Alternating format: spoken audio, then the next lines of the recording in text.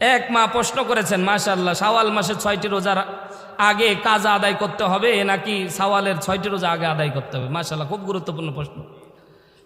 একটা জিনিস মাথায় রাখেন, আল্লাহ নবী সাল্লাল্লাহু আলাইহি সাল্লাম বলছে, রমজানের পরে শাওয়ালের 6টি রোজা কেউ যদি রাখতে পারে, আল্লাহ তাআলা 1 বছর রোজা রাখার সওয়াব তার আমলনামায় দিয়ে দেয়। এখন আলেম জমহুর ওলামা একরাম মত দিয়েছে, এখানে মত দুইটা, জোরে বলেন কয়টা?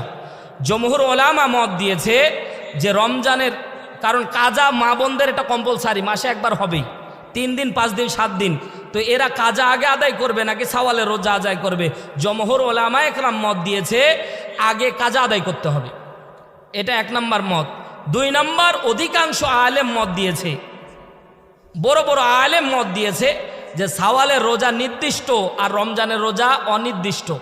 এজন্য শাওয়াল মাসের চাঁদ শেষ হয়ে গেলে এই রোজার ফজিলত আর থাকবে না, কিন্তু সে বছরে যে কোনো সময় আদায় করতে পারবে, এজন্য যে কোনো সময় আদায় করে নিলে হবে।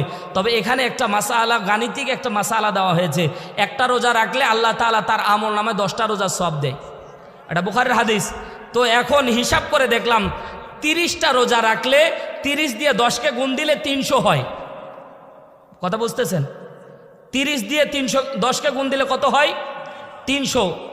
আর বছর পুরে 360 দিন। তো পরে শাওয়াল মাসে 6টা রোজা রাখলে আবার 10 দিয়ে গুণ দিলে 60 দিন। এই জন্য 360কে এইদিকে 36 দিয়ে গুণ করলে 360। সুবহানাল্লাহ বলবেন না? আর জোরে বলেন সুবহানাল্লাহ।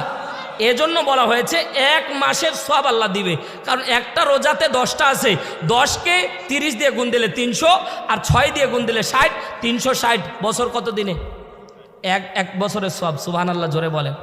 এজন্য জমহুর ওলামা একরাম মত দিয়েছে আগে আদায় করবেন, যদি না পারেন তাহলে বাধ্যবাধকতা নয়, পরে আদায় করতে পারেন, আগে শাওয়ালের রোজা আদায় করবেন। জোরে বলেন সুবহানাল্লাহ।